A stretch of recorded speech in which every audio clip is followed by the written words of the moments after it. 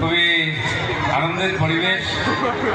স্থানীয় নাগরিকরা, মা বোনেরা, বাচ্চারা সাংস্কৃতিক অনুষ্ঠানের আনন্দ নিচ্ছেন। আর বাসন্তী পুজো এই ক্লাবের প্রায় 40 বছর হয়ে গেল দেখতে। খুব সুন্দর পরিবেশে এই অনুষ্ঠান চলছে। শিল্পীরা তাদের দক্ষতা দেখাচ্ছেন, তার আনন্দ নিচ্ছেন। আমরাও এসেছিলাম মাকে দর্শন করতে, সঙ্গে সঙ্গে আপনাদের সবাইকে দর্শন করার সুযোগ হলো। সেজন্য ক্লাবের কর্তৃপক্ষকে ধন্যবাদ জানাই যারা আমাদের সুযোগ দিয়েছেন। আমার সঙ্গে মঞ্চে বসে আছেন এখানকার কাউন্সিলর এবং পাশের ওয়ার্ডের কাউন্সিলর, দুজনকে আমার অভিনন্দন। খড়গপুরে একটা উৎসবের পরিবেশ তৈরি হয়ে গেছে। বাসন্তী পুজো যেমন চলছে, আগামীকাল রামনবমী, তার প্রস্তুতি চলছে। আমাদের খড়গপুরে এটা একটা বড় উৎসব। রামনবমী সারা দিন রাত সবাই বেঁধে থাকে।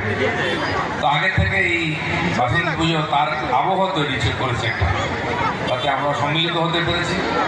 এই সময় একটু উৎসব পর্ব কম থাকে, সেজন্য বাসন্তী পুজো হলে মেলার পরিবেশ, তার সঙ্গে সাংস্কৃতিক অনুষ্ঠান সব মিলিয়ে একটা সুন্দর আবহাওয়া তৈরি হয়।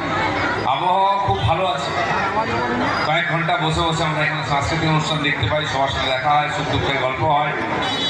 সেই জন্য এটার অবশ্যই সবাই লাভ নিন।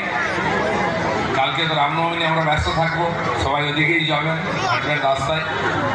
আজকে এই পবিত্র সুন্দর অনুষ্ঠান সবার মনকে আনন্দিত করুক।